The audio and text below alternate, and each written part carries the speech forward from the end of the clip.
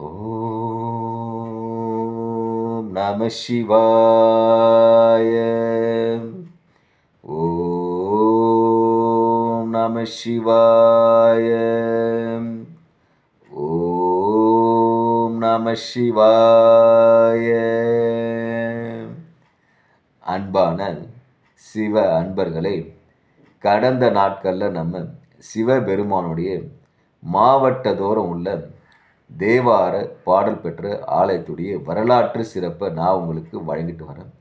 அந்த வகையில் நம்ம இன்னைக்கு பார்க்க போகிற ஒரு ஆலயம் ஒரு வரலாற்று சிறப்பு மிக்க தேவார பாடல் பெற்ற ஆலயத்தை பற்றி தான். இந்த ஆலயம் எங்கே இருக்குன்னு பார்த்தீங்கன்னா, தமிழ்நாட்டில் நாகப்பட்டினம் மாவட்டத்தில் திருப்பயந்தான்குடியில் இந்த ஆலயம் அமைப்பெற்றிருக்கிறது. இங்கே இறைவன் பார்த்தீங்கன்னா திருப்பயத்துநாதராகவும் முக்தபுரீஸ்வரனும் காட்சியளிக்கிறாரு. தாயார் பார்த்தீங்கன்னா காவியங்கன்னியாகவும் நேத்ராம்பிகாவும் காட்சியளிக்கிறாங்க. தல விருட்சம் பார்த்தீங்கன்னா சிலந்தி மரம், தீர்த்தம் பார்த்தீங்கன்னா கருணா தீர்த்தம், பிரம்ம தீர்த்தம்.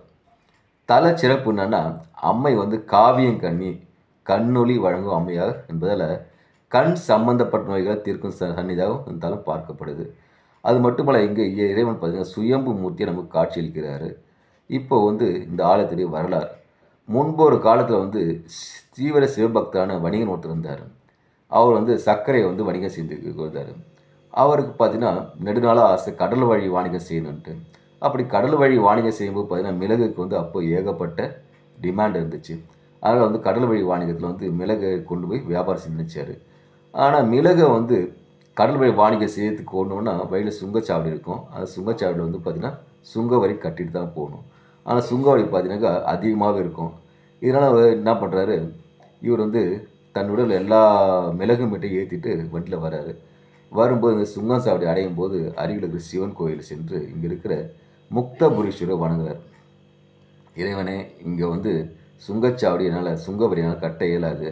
அதனால் நான் கொண்டு வந்த மிளகையெல்லாம் பயராக மாற்றி கொடுத்துருங்க. பயராக மாற்றி கொடுத்தேன்னா சுங்க வரியில் இருக்காது. ஆக இந்த சுங்க வரி சாவடி கடந்ததுக்கு அப்புறம் மீண்டும் என்னுடைய பயிரெல்லாம் பார்த்தீங்கன்னாக்கா மிளகாவே மாறிடணும்னு சொல்லி வேண்டுகிறாரு. இவர் வேண்டுதல் ஏற்ற சிவபெருமான் என்ன பண்ணுறாரு, சுங்கச்சாவடிக்கு அந்த மூட்டை வருது. வரும்போது பார்த்தீங்கன்னா சுங்கச்சாவடி அதிகாரி மூட்டை பிரித்து பார்த்தா எல்லா மூட்டையுமே பயராக இருக்குது. இந்த சிவபக்தர் மிக சந்தோஷம். இந்த சுங்கச்சாவடி அடைகிறாரு. அடைஞ்சு அது கடந்து சென்று பார்த்தீங்கன்னா அந்த மூட்டையெல்லாம் பிரிக்கும்போது மறுபடியும் மூட்டையில் இருக்கிற பரப்பெல்லாம் மிளகாவாக மாறிடுது.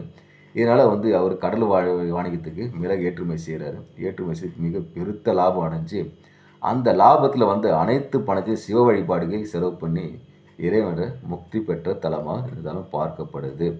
அதுக்காக தான் இங்கே திருப்பயத்தாறுனா மிளகை பயராக மாற்றியால் திருப்பயத்துநாதரும் இந்த பேரில் இறைவன் அழைக்கப்படுறாரு. அது மட்டுமல்லாது இங்கே பைரவ மகரிஷி தலத்தை வழிபட்டுருக்கிறாங்க. இந்த ஆலயத்தில் இப்போ துர்க்கைக்கு இந்த ஆலயம் கிடையாது. பாராக்க பார்த்தா வீரமகா காளி என்ற பேரில் இங்கே தேவி அருள் புரிகிறாங்க.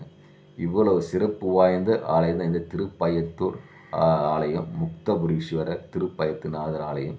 அன்பான சிவ அன்பர்களே, வாய்ப்பு ஒரு முறை உருவாக்கிட்டு இந்த திருப்பயத்தாரும் சென்று முக்தபுரீஸ்வரையும் திருப்பயத்துநாதரையும் வணங்கி தாயார் காவியங்கனையும் வணங்கி இறையருள் பெற்று இன்புற்று வாழ்க. ஓம் நமச்சிவாய வாழ்க. நாளந்தால் வாழ்க. இமைப்பொழுதும் என் நெஞ்சில் நீங்காத தாழ் வாழ்க. ஈசனடி வாழ்க. எந்தையடி வாழ்க. ஓம் நமச்சிவாய. ஓம் நமச்சிவாய. அன்பையை விதைப்போம், அன்பையை அறுவடை செய்வோம். ஓம் நமச்சிவாய.